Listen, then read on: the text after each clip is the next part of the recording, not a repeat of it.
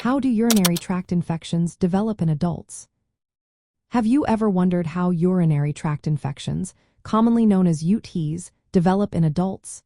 UTIs happen when bacteria invade the urinary system and start to multiply, leading to infection and inflammation. The urinary tract consists of the kidneys, ureters, bladder, and urethra. In adults, the most frequent culprit for these infections is the bacterium Escherichia coli, or E. coli. This bacterium typically resides in the intestines but can find its way into the urinary tract through the urethra and travel up to the bladder.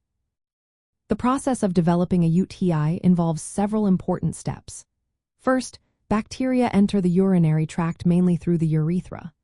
Women are more prone to UTIs because their urethra is shorter and is located closer to the anus, making it easier for bacteria to transfer. Once the bacteria are inside, they stick to the bladder lining using special structures, allowing them to settle in and multiply. Next, some strains of E. coli, known as uropathogenic E. coli, possess certain features that help them invade bladder cells. These bacteria can form biofilms, which are organized communities encased in a protective layer. Biofilms help shield the bacteria from the immune system and antibiotics, allowing them to persist and potentially cause recurrent infections. There are also host factors that can increase the risk of developing a UTI.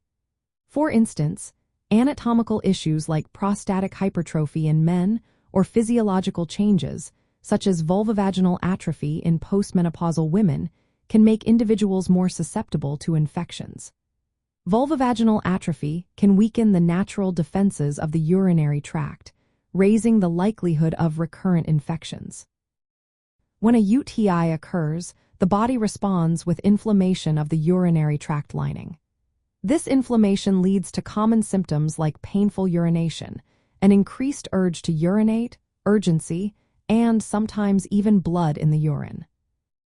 If left untreated, a UTI can remains in the bladder, known as cystitis, or it can move up to the kidneys, causing a more severe infection called pyelonephritis. In rare cases, bacteria can enter the bloodstream, leading to urosepsis, which is a serious condition. Recurrent UTIs and ongoing inflammation of the bladder lining can also have implications for bladder health. Persistent infections can lead to changes in bladder tissue and complicate the diagnosis and management of bladder conditions. To maintain bladder health, it is essential to treat UTIs promptly, address any underlying risk factors, and monitor for recurrent infections to minimize complications. In conclusion, UTIs in adults develop through bacterial invasion of the urinary tract, supported by bacterial features and individual vulnerabilities. Understanding these mechanisms is crucial for effective management and prevention of recurrent infections. Anyone experiencing UTI symptoms should consult a healthcare professional for accurate diagnosis and appropriate treatment.